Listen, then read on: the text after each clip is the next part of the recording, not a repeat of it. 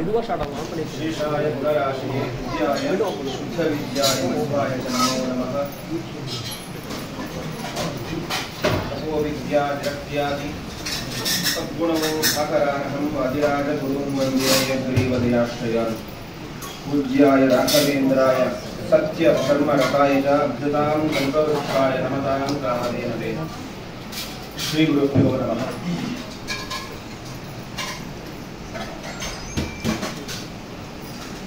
ಪ್ರಸಿದ್ಧವಾದ ಒಂದು ಮಾತು,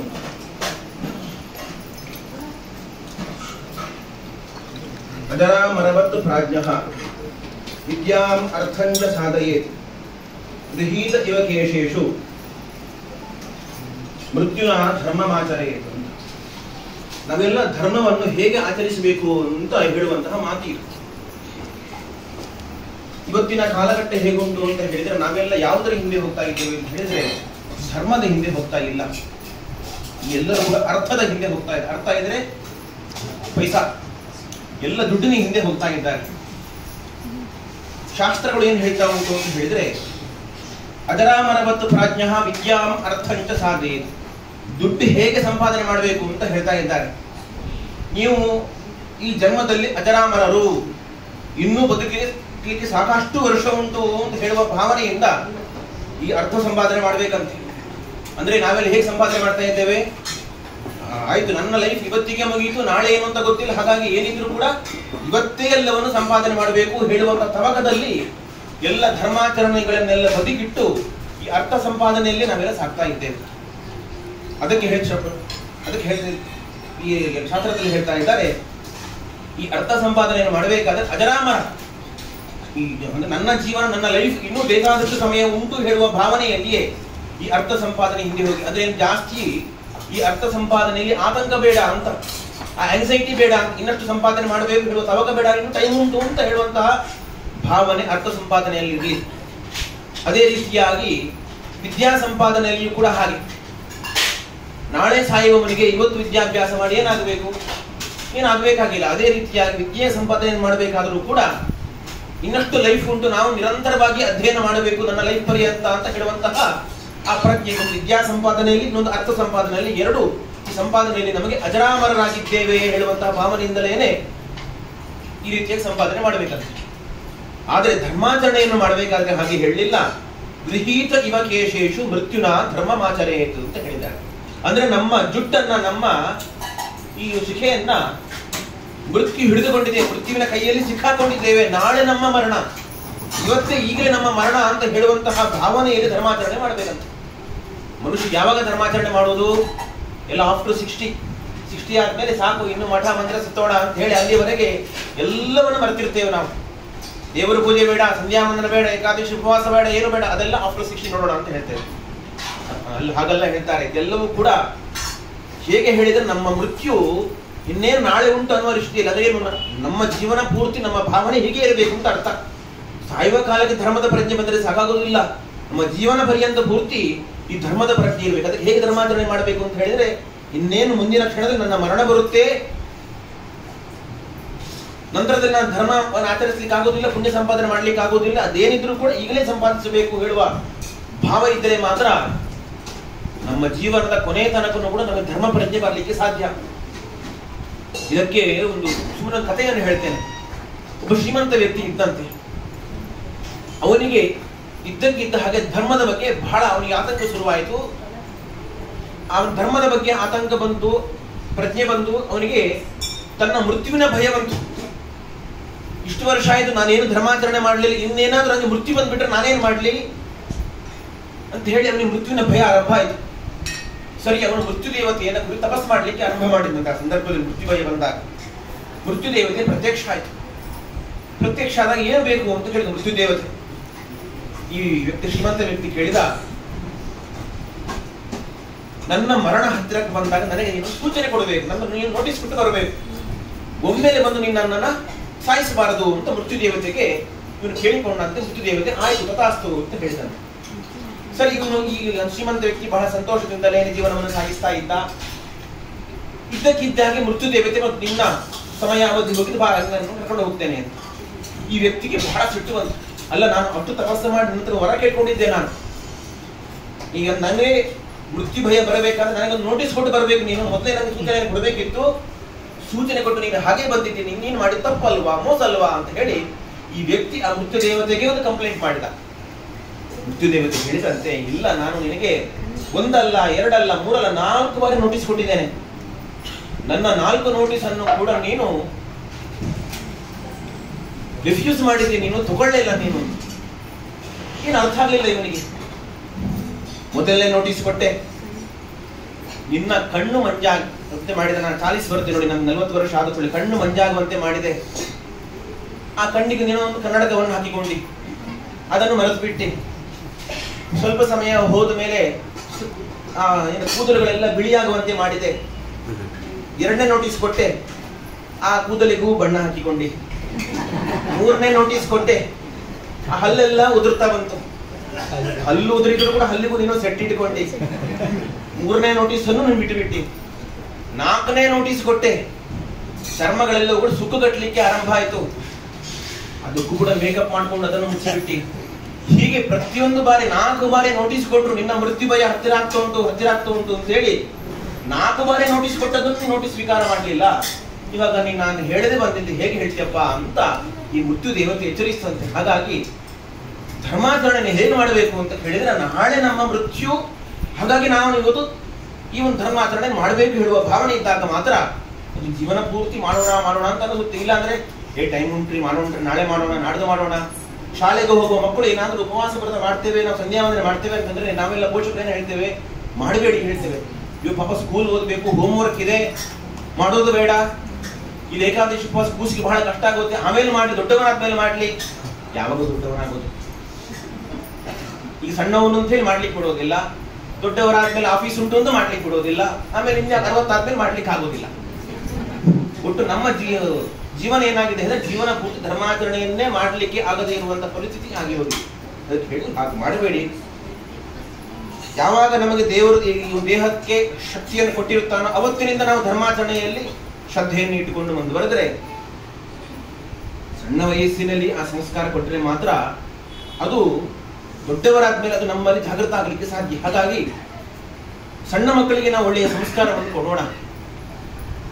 ಇವತ್ತಿನ ಎಜುಕೇಶನ್ ಸಿಸ್ಟಮ್ ಸರಿ ಇಲ್ಲ. ಈ ಸ್ಕೂಲ್ಗಳಲ್ಲೆಲ್ಲ ಮಕ್ಕಳಿಗೆ ಧಾರ್ಮಿಕ ಶಿಕ್ಷಣವನ್ನು ಕೊಡುವಂತ ಪದ್ಧತಿ ನಮ್ಮಲ್ಲಿ ಇಲ್ಲ. ಸರಿ, ಹಾಗಾದ್ರೆ ಈ ಶಿಕ್ಷಣವನ್ನು ಯಾಕೆ ಕೊಡಬೇಕು? ಇಂತಹ ಮಠ ಮಂದಿರಗಳಲ್ಲಿ, ಮನೆಗಳಲ್ಲಿ ನಾವೇ ಪೋಷಕರು ಎಲ್ಲ ಪೇರೆಂಟ್ಸ್ ಮಕ್ಕಳಿಗೆಲ್ಲ ಒಳ್ಳೆಯ ಶಿಕ್ಷಣವನ್ನು ನೀಡಬೇಕು, ಸಂಸ್ಕಾರವನ್ನು ನೀಡಬೇಕು.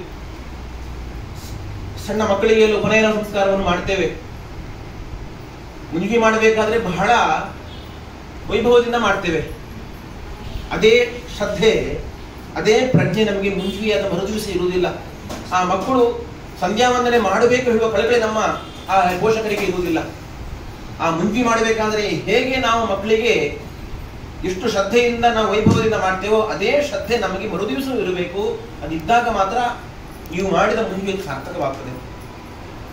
ಈ ಹೆಣ್ಣು ಮಕ್ಕಳಿಗೂ ಕೂಡ ಅಷ್ಟೇ, ಸಣ್ಣ ವಯಸ್ಸಿನಿಂದಲೂ ಕೂಡ ಲಕ್ಷ್ಮೀ ಶೋಭಾನೆಯನ್ನು ಪಾರಾಯಣ ಮಾಡಿಸುವುದು, ದಾಸರ ನಾಮಗಳನ್ನೆಲ್ಲ ಹೇಳಿಸುವುದು, ಪ್ರತಿನಿತ್ಯ ಕೂಡ ಹುಸ್ತೂರು ಪೂಜೆಯನ್ನು ಮಾಡಿಸುವುದು, ತುಳಸಿ ಪೂಜೆಯನ್ನು ಮಾಡಿಸುವುದು, ಇದನ್ನ ಸಣ್ಣ ವಯಸ್ಸಿನಿಂದಲೇ ಮಕ್ಕಳಿಗೆ ಅಭ್ಯಾಸ ಮಾಡ್ತಾ ಹೋದ್ರೆ ನಾಳೆ ಮದುವೆ ಆದ್ಮೇಲೆ, ಮದುವೆಯಾಗಿ ಮನೆಗೆ ಹೋದಂತ ಆ ಮನೆಯಲ್ಲಿ ಕೂಡ ಹೆಣ್ಣು ಮಕ್ಕಳು ಮಾಡ್ತಾಳೆ. ಇಲ್ಲದೆ ಹೋದರೆ ಮನೆ ಒಂದು 3 ಬಾಗಿಲು ಅಂತ ಆಗಿ ಹೋಗ್ತದೆ. ಆ ಮಕ್ಕಳಿಂದ ಸಂಸಾರ ಮುಂದುವರಿಯುತ್ತೆ ಅಂತ ಹೇಳುವಂತಹ ಆ ಒಂದು ಭರವಸೆಯನ್ನು ನಾವು ಕಾಣಲಿಕ್ಕೆ ಸಾಧ್ಯ ಇಲ್ಲ. ಯಾಕೆ ಹೇಳ್ತಾ ಇದ್ದೇನೆ ಹೇಳಿದ್ರೆ, ಇವತ್ತೆಲ್ಲ ಎಷ್ಟು ಡೈವರ್ಸ್ಗಳಾಗ್ತಾ ಉಂಟು. ಇವತ್ತು ದಿನ ಬೆಳಗಾದ್ರೆ ಎಷ್ಟೋ ಬ್ರಾಹ್ಮಣರ ಮನೆಗಳಲ್ಲಿ ಡೈವರ್ಸ್ಗಳಾಗ್ತಾ ಉಂಟು. ಇದಕ್ಕೆ ಯಾಕೆ ಕಾರಣ?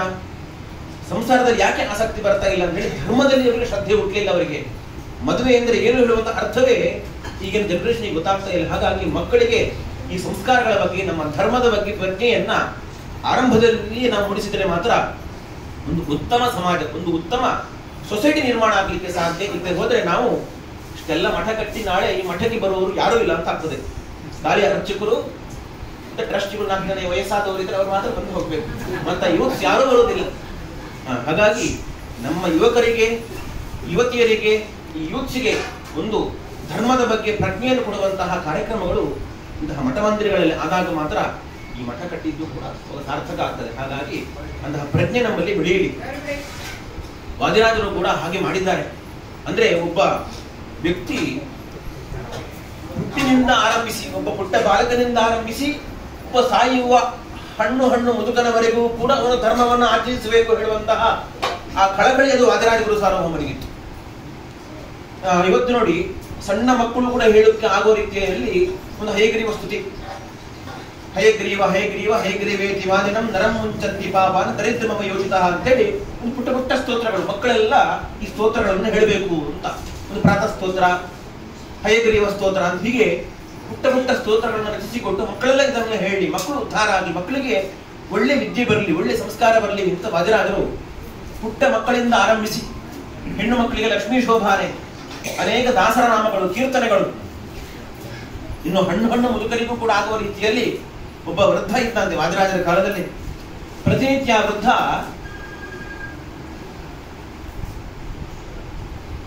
ಈ ಭಗವದ್ ದಶಮಸ್ಕಂದವನ್ನ ಪ್ರತಿನಿತ್ಯ ಪಾರಾಯಣ ಮಾಡಿಯೇ ನಾನು ಭೋಜನವನ್ನ ಸ್ವೀಕಾರ ಮಾಡುವುದು ಸಂಕಲ್ಪವನ್ನು ಮಾಡಿದ. ಅವನಿಗೆ ವಯಸ್ಸಾದ ಆ ಪರಿಣಾಮದಿಂದಾಗಿ ಅವನಿಗೆ ದಶಮಸ್ಕಂದವನ್ನ ಪಾರಾಯಣ ಮಾಡಲಿಕ್ಕೆ ಆಗ್ತಾ ಇರಲಿಲ್ಲ. ವಾದಿರಾಜರಲ್ಲಿ ಪ್ರಾರ್ಥನೆ ಮಾಡ್ತಾರೆ, ಸ್ವಾಮಿ ನನಗೆ ದಶಮಸ್ಕಂದವನ್ನು ಪಾರಾಯಣ ಮಾಡಬೇಕು ಅಂತ ನಾನು ಸಂಕಲ್ಪವನ್ನು ಮಾಡಿದ್ದೆ, ನಾನು ಅದನ್ನು ಪಾರಾಯಣ ಮಾಡ್ಲಿಕ್ಕೆ ಆಗ್ತಾ ಇಲ್ಲ, ನನ್ನ ದೇಹ ಶಕ್ತಿ ಅದು ನಮ್ಗೆ ಆಗ್ತಾ ಇಲ್ಲ, ನಾನು ಏನು ಮಾಡಲಿ ಅಂತ ಪ್ರಾರ್ಥನೆ ಮಾಡಿದಾಗ ಆ ವೃದ್ಧನಿಗೆ ಅದನ್ನು ಬಿಡ್ಲಿಕ್ಕೆ ಮನಸ್ಸಿಲ್ಲ, ಮಾಡಲಿಕ್ಕೆ ಆಗೋದಿಲ್ಲ. ಏನು ಮಾಡಬೇಕು? ವಾದಿರಾಜರು ಹೇಳಿದ್ರಂತೆ, ಒಂದು ಸ್ತೋತ್ರವನ್ನು ಮಾಡಿಕೊಡ್ತೇನೆ, ಕವಿಗದಪ್ಪ ಕಂಠಭೂಷ ಅಂತ ಒಂದು ಸ್ತೋತ್ರವನ್ನು ಮಾಡಿಕೊಡ್ತೇನೆ. ಈ ಸ್ತೋತ್ರದಲ್ಲಿ ಕೇವಲ 14 ಶ್ಲೋಕಗಳು. ಈ ಅಷ್ಟು ಸ್ತೋತ್ರವನ್ನು ಪಾರಾಯಣ ಮಾಡು. ಪಾರಾಯಣ ಮಾಡಿದರೆ ನಿನಗೆ ದಶಮಸ್ಕಂದವನ್ನು ಪಾರಾಯಣ ಮಾಡಿದರೆ ಏನು ಪುಣ್ಯ ಉಂಟು ಅದನ್ನು ನಿನಗೆ ಸಿಗುತ್ತೆ ಅಂತ. ನೋಡಿ, ಇದು ನ್ಯಾನೋ ಟೆಕ್ನಾಲಜಿ. ಈಗ ಅಷ್ಟನ್ನೂ ಕೂಡ ಸಂಗ್ರಹಿಸಿ ಒಂದು ಪುಟ್ಟ ಸ್ತೋತ್ರದಲ್ಲಿ ವಾದಿರಾಜರು ಕೊಟ್ಟರು. ಸರಿ, 14 ಮಾಡ್ಲಿಕ್ಕೆ ಆಗುದು, ನಮ್ದೆಲ್ಲ ಹಾಗೆ ನೋಡಿ ಆಗುದಿಲ್ಲ, 14 ಶ್ಲೋಕವನ್ನು ಹೇಳಲಿಕ್ಕೆ ಆಗುದಿಲ್ಲ, ಏನ್ ಮಾಡಬೇಕು? ಸರಿ, ಹಾಗಾದ್ರೆ ಕೊನೆಯ 2 ಶ್ಲೋಕವನ್ನು ಹೇಳು. ಆ ಕೊನೆಯ 2 ಶ್ಲೋಕದಲ್ಲಿ ದಶಮಸ್ಕಂದದ ಸಂಪೂರ್ಣ ಕೃಷ್ಣ ಕಥೆಯನ್ನು ಸಂಗ್ರಹಿಸಿಕೊಟ್ಟಿದ್ದೇನೆ, ಅದನ್ನು ಪಾರಾಯಣ ಮಾಡುವಂಥದ್ದು. ಇಲ್ಲರಿ ಅದೂ ಪಾರಾಯಣ ಮಾಡ್ಲಿಕ್ಕೆ ಆಗ್ತಾ ಇಲ್ಲ, ಇದು ಕೊನೆಯ 1 ಶ್ಲೋಕವನ್ನಾದ್ರೂ ಹೇಳು, ನೀನು ಸಂಪೂರ್ಣ ದಶಮಸ್ಕಂದವನ್ನು ಪಾರಾಯಣ ಮಾಡಿದ ಪುಣ್ಯ ಉಂಟು ಅಂತ ವೃದ್ಧನಿಗೆ ಹೇಳಿದ್ರಂತೆ. ವಾದಿರಾಜರ ಅನುಗ್ರಹ ನೋಡಿ, ಒಬ್ಬ ಸಾಮಾನ್ಯ ವೃದ್ಧ ಭಕ್ತನು ಕೂಡ ತನ್ನ ಧರ್ಮದಿಂದ ತಾನು ಹಿಮ್ಮುಖನಾಗಬಾರದು, ಅವನು ಹಿಂದಕ್ಕೆ ಬರಬಾರದು, ಧರ್ಮವನ್ನು ಬಿಡಬಾರದು. ಆ ವೃದ್ಧಾಪ್ಯದ ಕಾಲದಲ್ಲಿ ಕೂಡ ದಶಮಸ್ಕಂದ ಪಾರಾಯಣ ಮಾಡಿದ ಪುಣ್ಯ ಸಿಗಬೇಕು ಅಂತ ಹೇಳಿ ಒಂದು ಸ್ತೋತ್ರವನ್ನು ರಚನೆ ಮಾಡುವುದರ ಮೂಲಕ ಅವನನ್ನು ಉದ್ಧಾರ ಮಾಡಿದರು. ಅದೇ ರೀತಿಯಾಗಿ ಇನ್ನೊಂದು ಪ್ರದೇಶಕ್ಕೆ ಹೋದಾಗ ವಾದಿರಾಜರು ಈ ಮಂಗಳೂರಿನ ಸಮೀಪ ಪುತ್ತೂರು ಅಂತ ಒಂದು ಊರಿದೆ, ಆ ಸಮೀಪದ ಸಂಚಾರ ಮಾಡಲಿಕ್ಕೆ ಹೋಗ್ತಾ ಇದ್ದಾಗ ಒಬ್ಬ ಬ್ರಾಹ್ಮಣ, ಒಬ್ಬ ವೃದ್ಧ ಪ್ರತಿನಿತ್ಯದಲ್ಲಿ ಕೂಡ ನದಿ ಸ್ನಾನವನ್ನು ಮಾಡ್ತೇನೆ ಅಂತ ಸಂಕಲ್ಪವನ್ನು ಮಾಡ್ಕೊಂಡಿದ್ದ.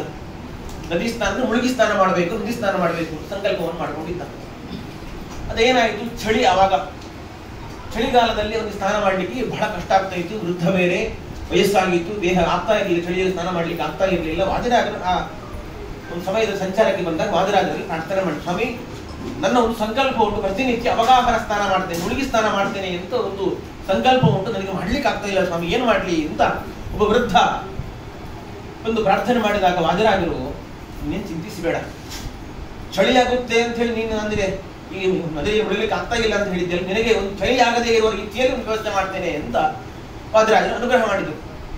ಪಕ್ಕದಲ್ಲಿ ನದಿ ಹರಿತಾ ಇದೆ, ನದಿಗೆ ತಾಗಿಕೊಂಡು ಈ ಕಡೆ ದಡದಲ್ಲಿ ಒಂದು ಸರೋವರವನ್ನು ನಿರ್ಮಾಣ ಮಾಡ್ತಾರೆ, ಒಂದು ಪುಟ್ಟ ಸರೋವರ. ಆ ಸರೋವರಕ್ಕೆ ಹೆಸರು ಬೇಂದ್ರ ತೀರ್ಥ ಅಂತ ಹೆಸರು. ಬೇಂದ್ರ ತೀರ್ಥ ಅಂದ್ರೆ ತುಳುವಿನಲ್ಲಿ ಅದು ಬೇಂದ್ರ ಅಂತಂದ್ರೆ ಬಿಸಿ ನೀರು ಅಂತ ಅರ್ಥ, ಬಿಸಿ ನೀರಿನ ತೀರ್ಥ, ಬಿಸಿ ನೀರಿನ ಕುಂಡ. ಇವತ್ತಿಗೂ ಕೂಡ 500 ವರ್ಷಗಳಾಯಿತು, ಇವತ್ತಿಗೂ ಕೂಡ ಆ ಪ್ರದೇಶದಲ್ಲಿ ಆ ಬಿಸಿ ನೀರಿನ ಸರೋವರವನ್ನು ಕಾಣಬಹುದು. ದಕ್ಷಿಣ ಭಾರತದ ಏಕೈಕ ಬಿಸಿ ನೀರಿನ ಬುಗ್ಗೆ, ಹೀಟ್ ವಾಟರ್ ಸ್ಪ್ರಿಂಗ್, ದಕ್ಷಿಣ ಭಾರತದ ಏಕೈಕ ಈ ಬಿಸಿ ನೀರಿನ ಬುಗ್ಗೆಯನ್ನು ನಿರ್ಮಾಣ ಮಾಡಿದವರು ವಾದಿರಾಜರು. ಅದು ನಾವು ಇವತ್ತಿಗೂ ಕಾಣಬಹುದು. ಒಬ್ಬ ವೃದ್ಧ ವೃದ್ಧಾಪ್ಯದಲ್ಲಿ ನನಗೆ ಸ್ನಾನ ಮಾಡ್ಲಿಕ್ಕೆ ಆಗುದಿಲ್ಲ ಅಂತ ಹೇಳಿದ್ರೆ ಬಿಸಿ ನೀರಿನ ಸರೋವರ ನಿರ್ಮಾಣ ಮಾಡಿಬಿಟ್ಟಿದ್ದಾರೆ ವಾದಿರಾಜರು. ಎಷ್ಟು ಅವರಿಗೆ ಧರ್ಮದಲ್ಲಿ ಶ್ರದ್ಧೆ ಇತ್ತು ನೋಡಿ. ಒಬ್ಬ ವೃದ್ಧನಾದರೂ ಅವನ ಧರ್ಮದಿಂದ ಹಿಂದಕ್ಕೆ ಬರಬೇಕು, ನನಗೆ ಮಾಡ್ಲಿಕ್ಕೆ ಆಗೋದಿಲ್ಲ ಅಂತ ಯಾರಿಗೂ ಇರಬಾರದು. ಅದು ಬಾಲಕ ಇರಲಿ, ಒಬ್ಬ ವೃದ್ಧ ಇರಲಿ, ಪ್ರತಿಯೊಬ್ಬರೂ ಕೂಡ ಧರ್ಮವನ್ನು ಆಚರಿಸಬೇಕು ಹೇಳುವಂತಹ ಕಳಕಳಿ ವಾದಿರಾಜರಲ್ಲಿ. ಅಷ್ಟು ಮಾತ್ರವಲ್ಲ, ಈ ಧರ್ಮಕ್ಕೆ, ಈ ಒಂದು ಭಗವತ್ ಪ್ರಜ್ಞೆಗೆ, ಭಗವದ್ಭಕ್ತಿಗೆ ಭಾಷೆ ತಡೆ ಆಗಬಾರದು ಹೇಳುವಂತಹ ಕಳಕಳಿಯೂ ಕೂಡ ಇತ್ತು. ವಾದಿರಾಜರೆಲ್ಲ ಎಲ್ಲ ಊರಿಗೂ ಸಂಚಾರ ಮಾಡಿದವರು, ಅವರು ಕೇವಲ ಕರ್ನಾಟಕದಲ್ಲಿ ಸಂಚಾರ ಮಾಡಿದವರಲ್ಲ, ಅಖಂಡ ಭಾರತ ಸಂಚಾರ ಮಾಡಿದವರು. ಹಾಗಾಗಿ ಎಲ್ಲ ಭಾಷೆಯವರಿಗೂ ಕೂಡ ಭಗವತ್ ಪ್ರಜ್ಞೆ ಸಿಗಬೇಕು ಹೇಳುವ ದೃಷ್ಟಿಯಿಂದ ವಾದಿರಾಜರ 2 ಕೀರ್ತನೆಗಳು ಸಿಕ್ಕಿದೆ. ಈ ವಿಷಯವನ್ನು ಯಾಕೆ ಹೇಳ್ತಾ ಇದ್ದೇನೆ ಅಂತಂದ್ರೆ, ಅದು ಸಿಕ್ಕಿದ್ದು 2 ಕೀರ್ತನೆ ಮಾತ್ರ ಇಷ್ಟರವರೆಗೆ. ಆ 2 ಕೀರ್ತನೆ ಹೇಗೆ ಉಂಟು ಅಂತ ಹೇಳಿದ್ರೆ 5 ಭಾಷೆಗಳ ಕೀರ್ತನೆ. ಆ 5 ಭಾಷೆಗಳ ಕೀರ್ತನೆ ಹೇಗೆ ಉಂಟು ಹೇಳಿದ್ರೆ ಒಂದೊಂದು ಚರಣ, ಒಂದೊಂದು ಸ್ಟಾನ್ಸ ಅದು ಒಂದೊಂದು ಭಾಷೆಯಲ್ಲಿ ಉಂಟು. ಮೊದಲ ಸ್ಟಾನ್ಸ ಅದು ಕನ್ನಡ ಭಾಷೆಯಲ್ಲಿ ಇದ್ರೆ, 2ನೇ ಸ್ಟಾನ್ಸ ಅದು ತಮಿಳು, ತೆಲುಗು, ಮಲಯಾಳಂ, ಮರಾಠಿ, ಆಮೇಲೆ ಕೊನೆಯಲ್ಲಿ ಅದು ಹಿಂದಿಯಲ್ಲಿ ಮುಕ್ತಾಯ ಆಗ್ತದೆ. ಆರಂಭ ಆಗುವುದು ಅದು ಕನ್ನಡದಲ್ಲಿ, ಆಮೇಲೆ ತಮಿಳು ಆರಂಭ ಬರ್ತದೆ. ಹೀಗೆ ಎಲ್ಲಾ ಭಾಷೆಯವರಿಗೂ ಕೂಡ ಈ ಧರ್ಮ ಪ್ರಜ್ಞೆ ಸಿಗಬೇಕು, ಈ ಭಕ್ತಿಗೆ ಈ ಭಾಷೆಯನ್ನು ತಡೆ ಆಗಬಾರದು ಹೇಳುವ ದೃಷ್ಟಿಯಿಂದ ಈಗ 2 ಸಿಕ್ಕಿದೆ.